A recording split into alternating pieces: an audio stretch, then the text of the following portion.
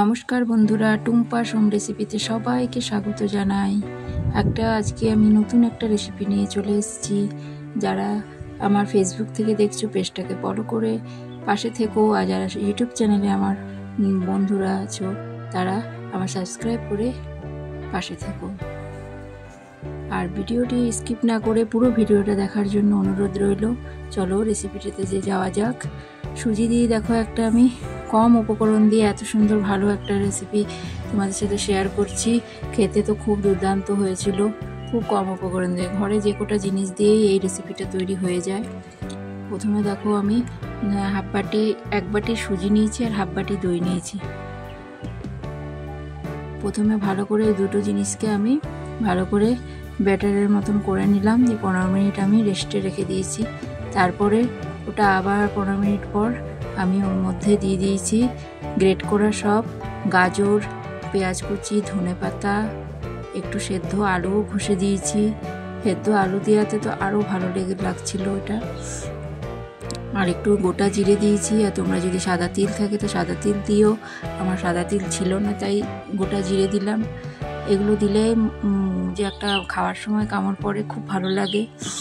আর নুন হলুদ এগুলো তো আছেই, আন্দাজ মতো দিয়ে দিয়েছি।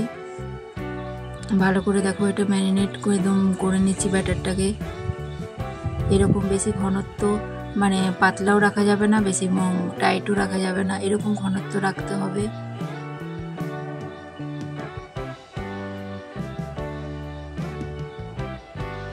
আর একটু 2 চামচ আমি চিনি দিয়ে দিবে। চিনি দিয়ে দিলে এটা নুন মিষ্টির একটা ব্যালেন্স থাকে, খুব সুন্দর। আর একটা তড়কা আমি দিয়ে দিয়েছি দেখো, 2 চামচ সর্ষের তেলের সঙ্গে কারি পাতা দিয়েছি আর সর্ষে আর একটা শুকনো লঙ্কা। এই তড়কা লাগিয়ে পরে তড়কাটা আমি আবার সুজির ব্যাটারের মধ্যে ঢেলে দিয়েছি। তো এটা একটা ভালো একটা কারি পাতার একটা ভালো একটা সেন্ট আসে, খুব সুন্দর। ভালোভাবে দেখো ব্যাটারটা স্মুথভাবে এটা নেড়ে পরে এটা বানিয়ে নিচ্ছি। তারপরে দেখো ওই প্যানেই আমি দেখো যে তড়কা লাগিয়েছিলাম সেখানে তো একটুখানি তেল ছিল, আর একটু সামান্য আমি তেল দিয়ে ব্যাস একসাথে আমি দিয়ে দিচ্ছি। চাপ চাপ করে একদম গোল গোল করে ছোট ছোট করে দিয়ে দিচ্ছি, যে যেরকমভাবে সাইজ করতে পারো। তো আমার এটা একটু জলদির মধ্যে ছিল, তো আমি একই প্যানে আমি 4টে করে দিয়েছি। আর একটু তেলটা ভালো করে প্যানটাতে ঘুরিয়ে দেবে, তো সব দিকে লেগে গেলে ভালো হবে।